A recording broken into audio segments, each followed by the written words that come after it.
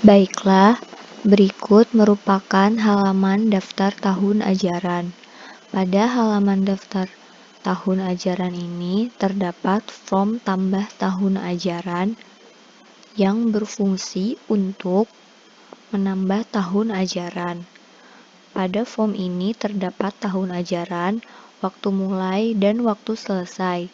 Tahun ajaran dapat diisikan dengan tahun ajaran yang akan berjalan, sedangkan waktu mulai dan waktu selesai merupakan tanggal di mana tahun ajaran tersebut mulai dan selesai. Pada daftar tahun ajaran ini, hanya satu tahun ajaran yang dapat menjadi tahun ajaran yang aktif. Selanjutnya, yaitu terdapat halaman daftar kelas. Pada halaman daftar kelas ini, terdapat form tambah kelas. Pada form ini terdapat kode kelas dan nama kelas. Kode kelas akan terisi otomatis sesuai dengan jumlah kelas, sedangkan nama kelas dapat diisi sesuai dengan penamaan kelas pada sekolah.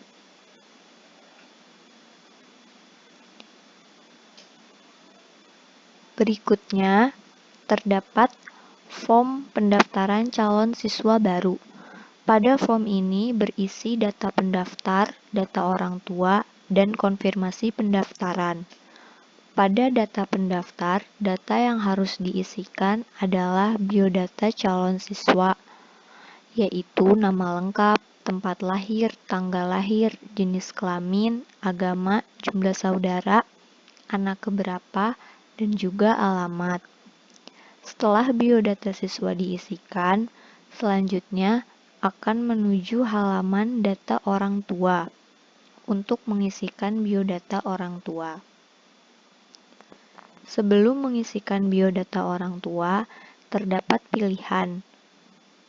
Apakah calon siswa baru berstatus yatim, berstatus piatu, berstatus yatim piatu, atau masih memiliki orang tua yang lengkap? Sebagai contoh, pilih yatim piatu. Lalu next. Setelah itu akan muncul halaman konfirmasi pendaftaran.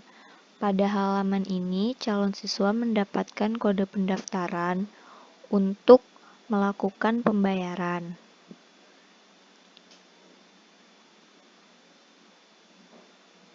Lalu,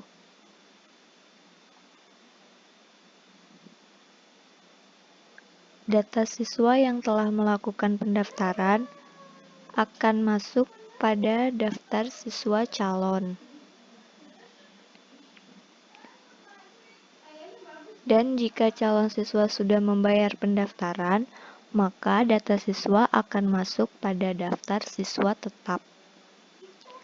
Dan jika siswa mengajukan undur diri, maka data siswa akan masuk pada daftar siswa undur diri.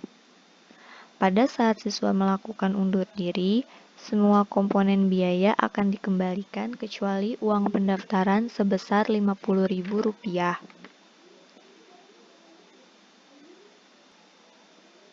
Selanjutnya, terdapat daftar piutang. Bagi siswa yang telah melakukan pembayaran, maka data pembayarannya akan masuk pada daftar piutang, di mana jika dilihat pada detailnya, terdapat nama komponen, harga komponen, dan sisa bayar. Jika siswa ingin melunasi atau membayar jumlah sisa bayar, maka dapat menuju form tambah pembayaran dan mengisikan nominal bayar yang akan dibayarkan. Setelah itu, untuk melakukan pembayaran SPP, masuk pada halaman pembayaran operasional, generate SPP. Untuk pembayaran SPP ini harus dilakukan generate SPP dengan cara memilih bulan dan tahun untuk dilakukan generate. Proses ini dilakukan setiap sebulan sekali, namun tidak bisa dilakukan untuk bulan selanjutnya ataupun bulan sebelumnya. Jika siswa sebanyak 3 kali tidak melakukan pembayaran SPP, maka tagihan SPP tersebut akan otomatis dihapuskan dan siswa dinyatakan tidak aktif. Berikutnya,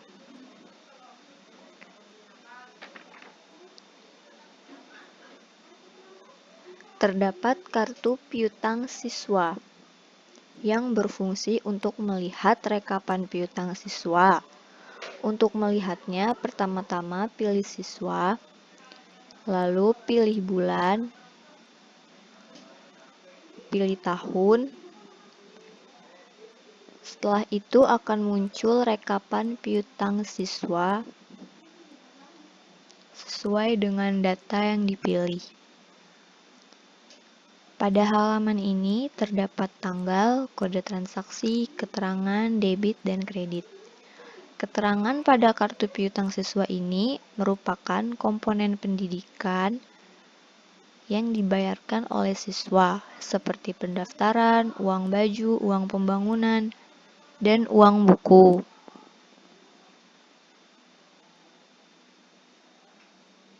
Selanjutnya terdapat daftar utang yang terdiri dari data-data utang atas pembelian aset secara kredit. Saat melihat detail data utang,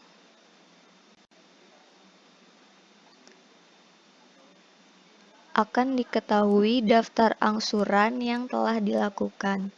Lalu terdapat form pelunasan untuk pembayaran utang yang berisi nominal pembayaran, dan sisa bayar dapat otomatis terlihat saat nominal pelunasan diinputkan.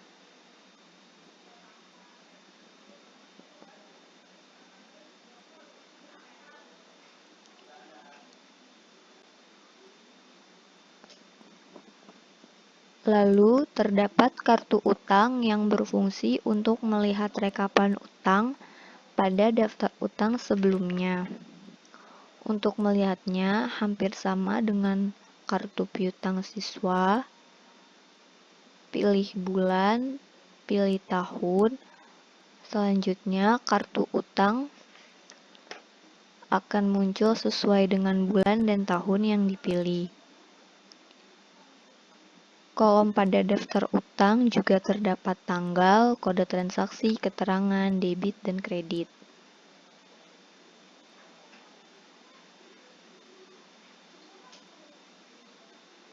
Setelah itu, terdapat laporan keuangan, laporan perubahan ekuitas, yang berfungsi untuk melihat perubahan modal. Untuk melihatnya, pertama-tama pilih bulan, lalu pilih tahun. Setelah itu akan muncul laporan perubahan ekuitas sesuai dengan bulan dan tahun yang dipilih. Tampilan ini merupakan contoh jika terdapat dua pemilik.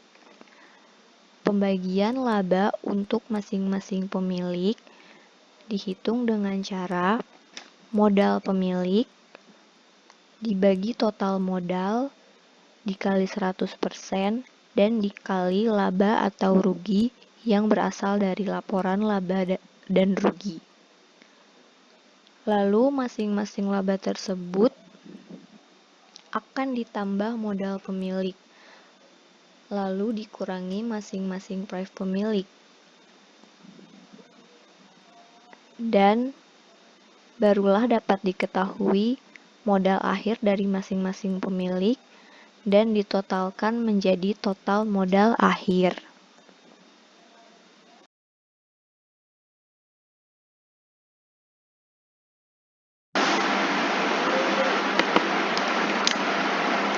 Berikut merupakan tampilan halaman master data komponen biaya.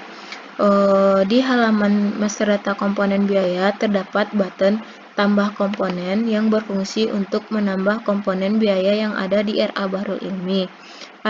Adapun formnya yaitu kode komponen yang sudah diotomatiskan, nama komponen apa yang mau ditambahkan, dan tipe komponen maksudnya yaitu apakah pembayarannya mencakup bulanan atau tahunan, dan komponen tersebut apakah bisa dicicil atau enggak. Apabila komponen tersebut bisa dicicil, maka kita beri tanda checkbox. Setelah diisi, maka klik button simpan. Setelah itu, kita ke halaman kartu rekening. Di halaman kartu rekening, ada button tambah rekening yang berfungsi untuk menambah rekening yang ada di RA Bahrul Ilmi.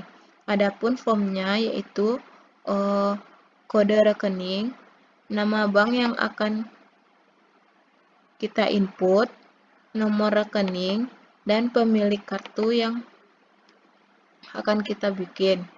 Nah, setelah diinput, maka klik button simpan. Sekarang kita masuk ke pembayaran pendidikan, yaitu pendaftaran. Berikut, sebelum kita melakukan pembayaran, maka masuk dulu kode pendaftaran yang ada di calon siswa. Nah, berikut merupakan data si calon siswa dan biaya apa yang harus dibayar oleh si calon siswa tersebut. Adapun biaya-biaya yang harus dibayar yaitu pendaftaran, uang baju, uang pembangunan, dan uang buku. Nah, selain uang pendaftaran, itu merupakan bisa dicicil, dan uang pendaftaran tidak bisa dicicil. Setelah melakukan penginputan pembayaran, maka klik button simpan dan si siswa otomatis menjadi siswa tetap di RA Bahrul Ilmi. Masuk ke pembayaran operasional. Untuk pembayaran operasional itu generate dari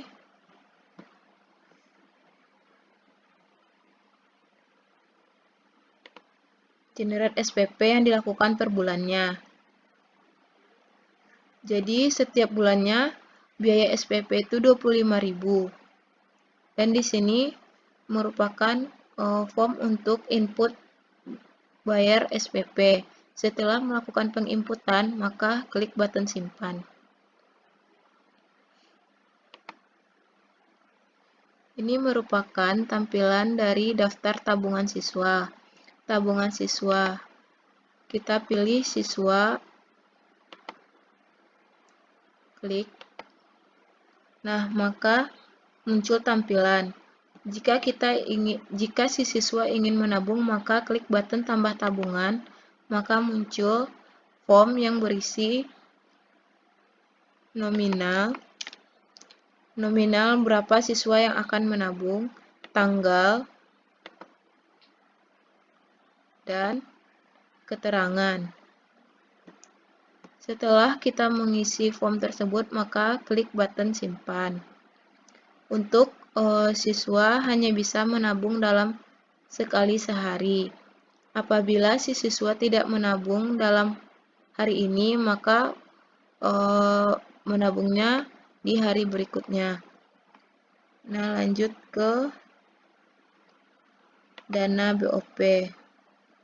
Dana BOP masuk, berikut tampilan halaman dana BOP masuk. Untuk dana BOP, penerimaannya hanya setahun dalam sekali. Dan apabila ada dana BOP masuk dari pemerintah, maka klik button tambah dana BOP. Berikut merupakan form yang ada di tampilan halaman dana BOP, yaitu kode, nama institusi yang mengirim dana BOP, tanggal penerimaan, jangka waktu. Jangka waktu ini maksudnya tanggal berakhirnya dana BOP, nominal, nominal berapa dana yang diterima oleh RA Bahrul Ilmi atau yang dikirim oleh institusi pemerintah, dan ke rekening mana dana tersebut dikirim, dan keterangan. Setelah melakukan pengisian form, maka klik button simpan.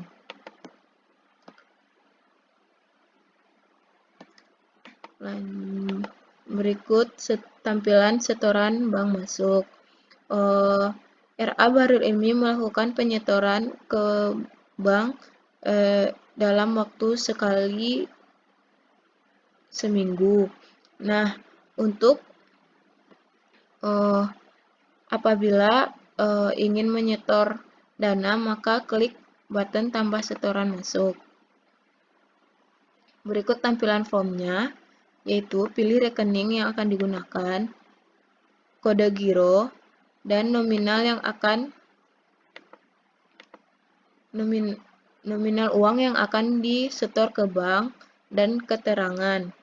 Keterangannya merupakan uang apa yang akan disetor. Setelah melakukan pengisian form, maka klik button simpan. Nah, setelah melakukan pengisian, maka data masuk ke request. Kita harus meminta persetujuan dari kepala sekolah. Apabila si kepala sekolah setuju, maka statusnya disetujui, dan apabila tidak, maka statusnya ditolak. Lanjut ke setoran pemilik masuk. Berikut tampilan halaman dari setoran pemilik masuk. Apabila si pemilik ingin menambahkan modal, maka klik button tambah setoran. Ini merupakan form dari tambah setoran pemilik. Jadi kita klik pilih nama pemiliknya yang akan menyetorkan modalnya, rekening yang akan dijadikan untuk tempat pentransferan uangnya, terus berapa nominal yang akan dikirim oleh si pemiliknya, dan keterangan. Setelah melakukan pengisian form, maka klik button simpan. Dan otomatis nanti modal akan tampil di daftar list setoran modal.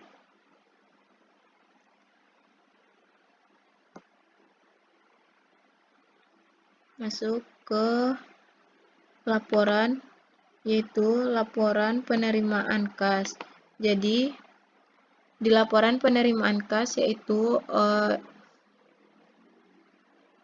yang berisi kas penerimaan kas yang ada di RA Bahrul Ilmi. Jadi, penerimaan kas ini laporannya dibikin per bulan.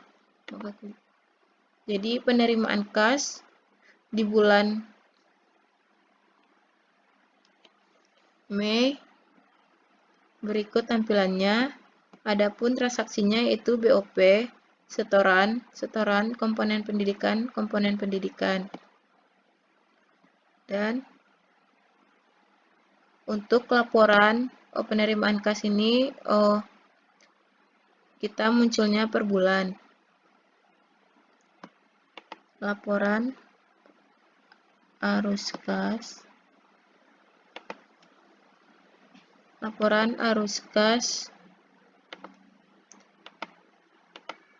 Juga tampilannya per bulan. Jadi berikut tampilan dari laporan arus kas di bulan Mei. Jadi nilai kas yang ada di laporan arus kas harus sama dengan nilai kas yang ada di neraca.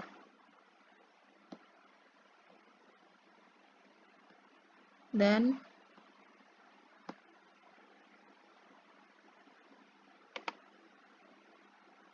laporan masuk dan keluar dana BOP.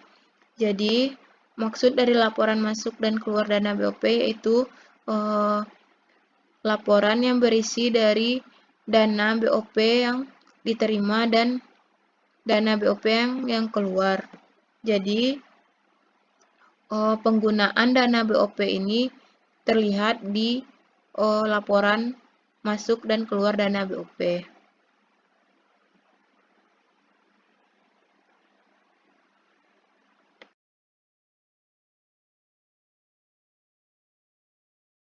Warahmatullahi wabarakatuh. Pada video kali ini, saya ingin menjelaskan aplikasi pengelolaan penggajian berdasarkan pencatatan kehadiran menggunakan RFID. Nah, di sini merupakan halaman login yang mana setiap user memasukkan username dan password.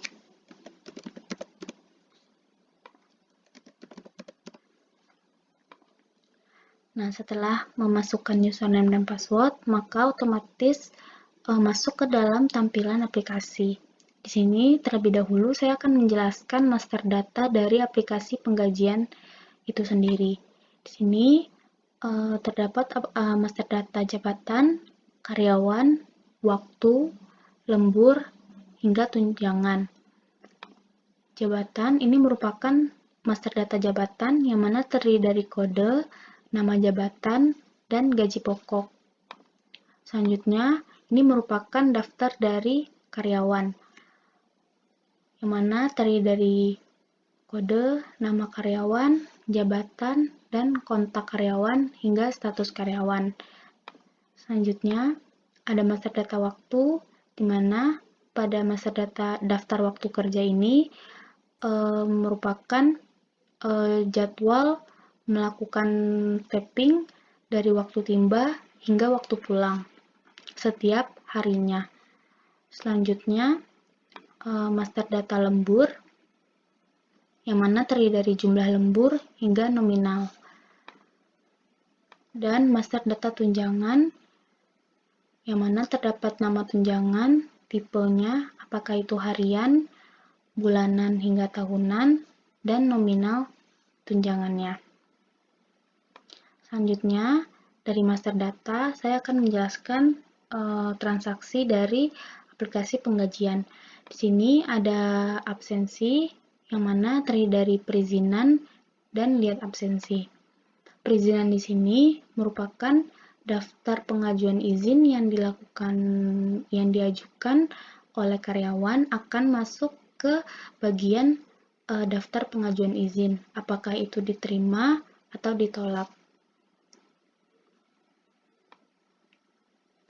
Selanjutnya, lihat absensi, di mana ini merupakan tampilan daftar absensi setiap karyawannya per bulannya. Apakah itu dia hadir, terlambat, sakit, izin, hingga cuti. Selanjutnya, transaksi gaji, terdapat lembur dan daftar penggajian.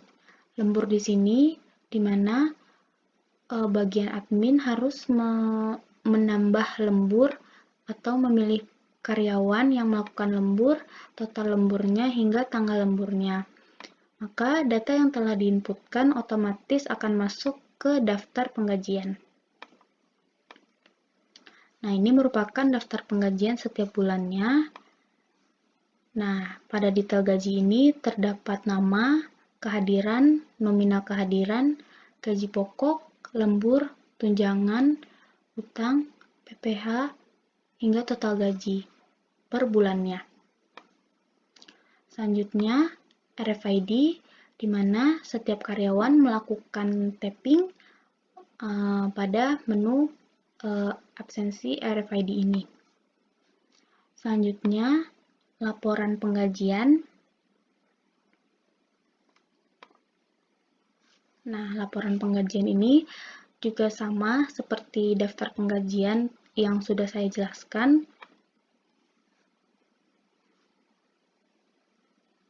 Nah, ini merupakan laporan penggajian. Selanjutnya, saya akan menjelaskan tentang ketika karyawan melakukan pengajuan pinjaman, maka otomatis akan masuk ke menu review pendanaan keluar, akan masuk ke daftar pengeluaran, setelah itu masuk ke pelunasan piutang untuk melakukan pembayaran, seperti angsuran pembayaran. Selanjutnya, saya melakukan logout. Selanjutnya, saya akan menjelaskan pada hak akses karyawan atau aplikasi untuk tampilan karyawan. Terlebih dahulu, setiap karyawan melakukan login untuk memasukkan username dan password. Nah, ini merupakan halaman dari aplikasi karyawan atau hak akses karyawan. Nah, pada halaman dashboard ini langsung otomatis menampilkan daftar absensi pada bulan Mei setiap harinya. Selanjutnya ada menu di sini terdiri dari menu gaji, perizinan, dan pinjaman. Nah, di gaji ini, di daftar gaji ini, di mana terdapat bulan, tahun, total, status, apakah itu sudah dibayar, apa belum dibayar. Setiap bulannya, per setiap karyawan. Selanjutnya, menu perizinan, yang mana setiap karyawan melakukan pengajuan perizinan. Setelah itu akan masuk ajukan perizinan ini akan masuk ke bagian admin yang sudah saya jelaskan sebelumnya, yang mana harus direview oleh kepala sekolah dan bendahara. Selanjutnya, menu pinjaman sama seperti perizinan, di mana setiap karyawan melakukan pengajuan pinjaman dan akan masuk ke bagian admin, direview oleh kepala sekolah dan hingga direview oleh bendahara. Nah, ini merupakan aplikasi penggajian yang berdasarkan pencatatan kehadiran menggunakan RFID. Sekian penjelasan tentang aplikasi penggajian. Assalamualaikum warahmatullahi wabarakatuh.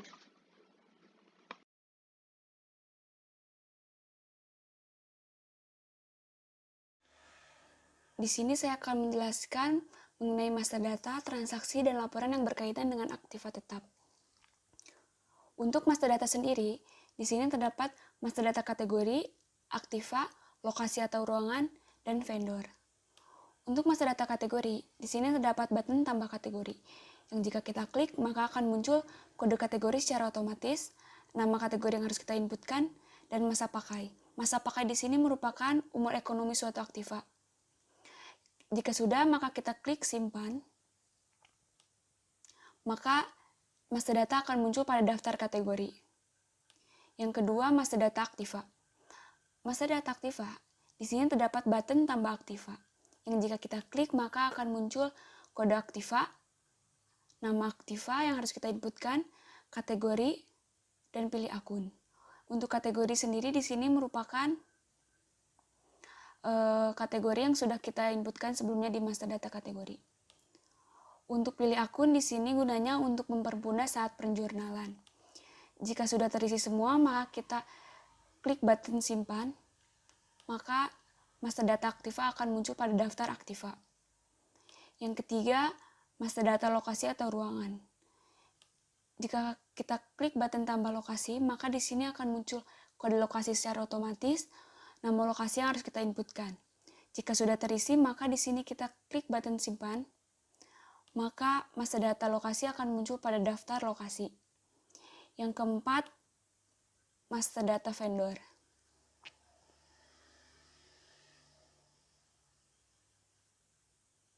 Di sini terdapat button tambah vendor. Jika kita klik, maka di sini akan muncul kode vendor secara otomatis, nama vendor, alamat, nomor telepon, keterangan opsional. Bisa diisi vendor sesuai keterangan seperti vendor alat tulis kantor, vendor permainan anak. Di sini terdapat username dan password untuk akses vendor, nama bank, nomor rekening, dan atas nama pemilik rekening. Kemudian jika sudah diisi semua, kita klik button simpan, maka data vendor akan muncul pada daftar vendor. Kemudian untuk transaksi, kita terdapat transaksi perolehan, pengalokasian aktiva, perbaikan dan pemeliharaan, dan penyusutan. Untuk transaksi perolehan, kita dibagi dua, yaitu dapat transaksi pemesanan dan penerimaan. Untuk transaksi pemesanan, di sini terdapat button tambah perolehan. Jika klik tambah, maka di sini kita harus memilih aset, harga satuan, nilai residu, dan jumlah. Jika semua sudah terinput, maka kita klik button tambah. Dan kita harus memilih tipe pembayaran. Untuk tipe pembayaran sendiri di sini kita bisa memilih tipe pembayaran kredit atau tunai. Jika sudah memilih tipe pembayaran, maka di sini kita memilih vendor. Vendor itu sesuai dari master data yang sudah kita inputkan sebelumnya. Di sini jika sudah memilih semua akan muncul total bayar. Keterangan di sini opsional. Jika sudah semua selesai, maka di sini kita klik button simpan. Untuk perolehan sendiri, kita di sini melalui 3 approve. Yang pertama merupakan approve kepala sekolah, yang kedua approve keuangan. Jika sudah di-approve oleh keuangan, maka di sini akan muncul pada transaksi penerimaan, daftar penerimaan aset. Maka di sini kita milih transaksi terakhir dari pemesanan. Jika sudah, maka di sini kita akan memilih aktiva mana saja yang kita akan terima atau aktiva mana yang akan kita retur. Jika sudah memilih aktiva, maka di sini kita klik button konfirmasi penerimaan. Maka jika sudah kita klik konfirmasi penerimaan, aktiva akan muncul pada masa data aktiva yang sudah kita beli. Contohnya seperti ini. Kode detail aktiva, tanggal perolehan, harga, nilai residu, lokasi atau ruangan, dan status. Kemudian untuk pengalokasian aktiva. Di sini kita pilih aktiva yang akan kita alokasikan. Kemudian di sini kita pilih aktivanya, kemudian pilih lokasi. Jika sudah pilih lokasi, maka kita klik button simpan. Maka aktiva tersebut akan tersimpan. Yang ketiga merupakan transaksi perbaikan. Jika kita klik button tambah perbaikan, maka di sini akan muncul daftar barang, aset, detail aset, gambar untuk memfoto atau untuk mengirimkan file bukti aktiva yang akan dibetulkan. Jenis kerusakannya ringan, sedang, atau berat. Keterangan di sini untuk memberitahu vendor kerusakan pada bagian apa pada aktiva tersebut. Jika sudah terisi, maka kita klik button tambah. Maka akan muncul detail aset. Kemudian kita pilih vendor dan keterangan. Jika sudah semua terisi, maka kita klik button simpan. Untuk perbaikan sendiri, kita di sini melalui 3 step approve. Yang pertama kepala sekolah, yang kedua vendor. Vendor di sini gunanya untuk memasukkan harga perbaikan. Yang terakhir approve dari keuangan. Dan di sini merupakan transaksi pemeliharaan. Di sini terdapat button pemeliharaan yang jika kita klik, maka akan muncul tabel daftar barang yang isinya aset yang harus kita pilih, detail aset, gambar. Gambar di sini gunanya untuk mengetahui aktiva tetap mana yang membutuhkan perbaikan. Di sini kita pilih jenis kerusakan, ada ringan, sedang, dan berat. Dan di sini ada keterangan opsional. Jika sudah selesai menginput, maka kita klik button tambah. Dan jangan lupa di sini kita harus pilih vendor untuk melakukan vendor perbaikan yang mana. Dan di sini terdapat keterangan opsional. Jika sudah semua terisi, maka di sini kita klik button simpan. Untuk pemeliharaan sendiri di sini kita melakukan 3 approve sama seperti transaksi perbaikan, yaitu di approve kepala sekolah, kemudian di approve vendor, dan yang terakhir di approve kepala keuangan. Dan yang terakhir yaitu transaksi penyusutan. Di sini terdapat data penyusutan. Sebelumnya kita harus memilih aset terlebih dahulu, kemudian detail aset, kemudian jika kita klik tombol search, maka di sini akan muncul kode, tanggal, tahun, bulan, penyusutan, akumulasi penyusutan, dan nilai buku dari aktiva yang kita akan susutkan. Dan kemudian untuk laporan sendiri, untuk aset terdapat 4 laporan. Yang pertama, laporan perolehan. Di sini yaitu kita pilih bulan perolehan dan tahun perolehan. Jika kita sudah klik dan kita klik button search, maka akan muncul laporan perolehan aset pada periode tersebut. Yang kedua yaitu laporan pemeliharaan. Untuk laporan pemeliharaan di sini kita memilih bulan dan tahun. Setelah kita milih bulan, pilih tahun, kemudian kita klik button search. Kemudian akan muncul laporan pemeliharaan aset. Yang ketiga, di sini terdapat laporan perbaikan. Laporan perbaikan di sini kita pilih bulan, pilih tahun, kemudian klik tombol search. Kemudian di sini akan muncul laporan perbaikan aset yang di dalamnya terdapat nomor, transaksi, pembayaran, total transaksi, sudah dibayar, dan belum dibayar. Belum dibayar ini merupakan sisa pembayaran yang harus dilunaskan. Yang ketiga itu merupakan laporan, yang keempat merupakan laporan aktiva. Di sini terdapat kartu aktiva. Sebelumnya kita harus memilih aset, kemudian detail asetnya, kemudian kita klik tombol search. Kemudian di sini akan muncul laporan kartu aktiva. Di sini terdapat perbaikan, laporan pemeliharaan, dan laporan penyusutan aktiva tersebut. Kemudian di sini juga saya memegang laporan neraca. Laporan keuangan neraca di sini merupakan jenis laporan keuangan yang menyajikan aset, kewajiban, modal perusahaan pada tanggal tertentu. Dari laporan ini kita dapat mengetahui kondisi aset, kewajiban, dan modal perusahaan.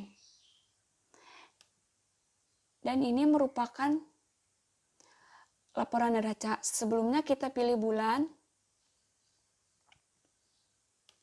kemudian kita pilih tahun, kemudian kita klik tombol search. Maka di sini akan muncul judul laporan neraca, aktiva, detail aktivanya, kemudian aktiva tetap, modal pemilik, pasiva, total aktiva, dan total pasiva.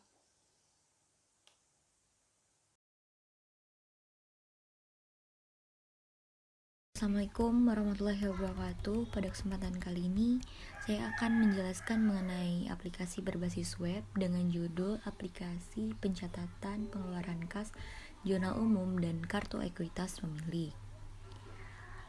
Pertama-tama, kita akan masuki halaman login terlebih dahulu dengan menginputkan username dan password. Lalu klik sign in. Ketika login berhasil, kita akan memasuki halaman dashboard utama pada aplikasi, di mana terdapat menu master data, transaksi, dan laporan. Dimana yang saya kerjakan di sini pertama untuk master data yaitu ada chart of account, pemilik, dan beban. Pada halaman chart of account mempunyai tombol button tambah chart of account yang mempunyai form, kode COA, dan nama COA untuk pembuatan jurnal. Selanjutnya merupakan halaman master data pemilik di mana ada button tambah pemilik dengan form nama pemilik, nomor HP, alamat, nama dan merupakan nomor rekening yang dipakai untuk pemilik dengan nama bank, nomor rekening, dan atas nama. Selanjutnya ada master data beban di mana halaman daftar master data beban ini mempunyai form, kode beban, nama beban, dan akun beban yang digunakan. Selanjutnya ada transaksi pembayaran beban. Di halaman transaksi ini mempunyai daftar transaksi beban yang telah dibayarkan atau diinputkan. Di sini ada kode, tanggal transaksi, metode bayar, total beban, dan status. Status di sini bisa pending dan diterima atau sukses. Ketika kita tambah transaksi beban akan muncul halaman seperti ini. Ini merupakan tampilan tambah transaksi beban dengan pertama kita memilih beban yang akan dibayarkan, lalu menginputkan keterangan dan total. Ketika ditambahkan akan muncul di daftar beban yang akan nantinya ditotalkan dan dibayarkan. Yang ada beban, nominal, dan keterangan. Lalu setelah menginputkan dan menambahkan beban yang akan dibayar, kita akan memasuki detail pembayaran dengan memilih tipe pembayaran, metode bayar, dan total bayar. Lalu ketika semuanya sudah diinputkan, kita bisa klik button simpan. Ketika selesai dan berhasil, data akan masuk ke daftar transaksi beban dengan status pending. Kita lihat detail. Di halaman detail transaksi beban merupakan detail-detail dengan daftar barang, daftar pembayaran, detail bayar, dan persetujuan. Persetujuan di sini harus melakukan persetujuan kepada kepala sekolah dan persetujuan kepada keuangan. Yang pertama kita akan melakukan persetujuan kepala sekolah terlebih dahulu. Di menu review kepala sekolah dan pendanaan. Di daftar pendanaan ini akan muncul kode transaksi yang tadi dengan detail dan daftar beban yang sama. Ketika kita terima, status akan berhasil, data berhasil dimasukkan, dan data berhasil disetujui oleh kepala sekolah sendiri. Lalu masuk ke review pendanaan keluar pada keuangan. Akan masuk di halaman daftar pendanaan keluar, di menu request, lalu lihat detail. Setelah itu akan ada daftar beban yang tadi dan detail pembayaran. Keuangan akan langsung mencairkan dana dengan menerima dan memberi keterangan. Lalu simpan. Ketika status berhasil diubah, berarti data akan masuk ke daftar pengeluaran dengan status disetujui. Selanjutnya, ketika data sudah masuk dan data disetujui, data akan mengeluarkan jurnal di halaman laporan jurnal dengan jurnal beban ATK terhadap kas senilai 15.000.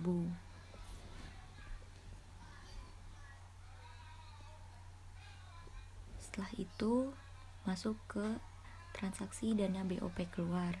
Ketika kita ingin mengeluarkan dana BOP harus masuk terlebih dahulu, dan memasukkan dana BOP harus pada transaksi dan menu dana BOP masuk. Baru setelah itu dana BOP masuk dan kita akan baru bisa mengeluarkan dana BOP tersebut.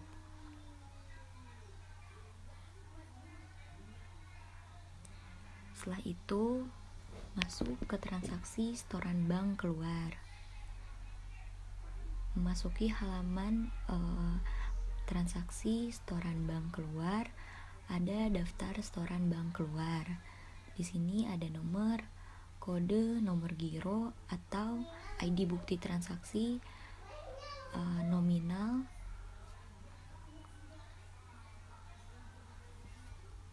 dan keterangan.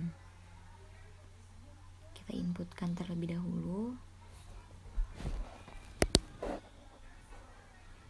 Lalu klik button simpan. Ketika data berhasil dimasukkan, akan masuk ke laporan jurnal seperti halnya transaksi beban tadi. Selanjutnya,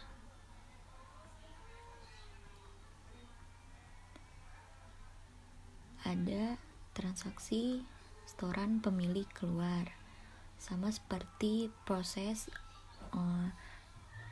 dana BOP keluar, jika ingin mengeluarkan dana penarikan untuk pemilik, kita harus memasukkan dana pemasukan untuk pemilik terlebih dahulu atau yang disebut modal, baru kita akan bisa menarikan dana untuk pemilik. Di sini merupakan halaman menambah dana pemilik atau modal, dan di sini merupakan halaman untuk melakukan penarikan dana pemilik atau disebut prive. Selanjutnya masuk ke laporan jurnal. Laporan jurnal ini merupakan suatu catatan akuntansi yang dimana mencatat semua transaksi yang dilakukan oleh perusahaan. Selanjutnya ada buku besar. Setelah semuanya dicatat pada jurnal, pada laporan jurnal umum, kita akan memposting di laporan buku besar dan digolongkan berdasarkan nama akun yang ada. Di sini ada pilih akun, pilih bulan, dan tahun. Ada tanggal, ada nama akun yang akan dipilih, ada ref, debit, kredit, dan saldo.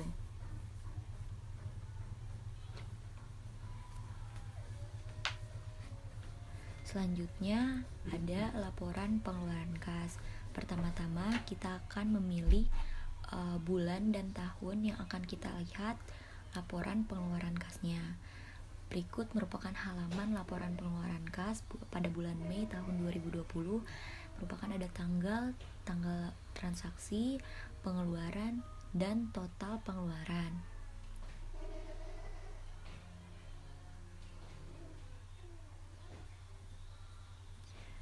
Selanjutnya, laporan pengeluaran bank. Sama seperti yang tadi, kita akan memilih bulan dan tahun yang akan kita lihat laporan pengeluaran banknya. Berikut merupakan halaman laporan pengeluaran bank pada bulan Mei tahun 2020.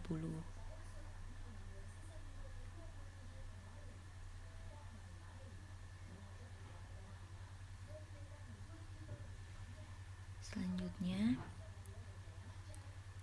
laporan yang terakhir merupakan kartu ekuitas pemilik.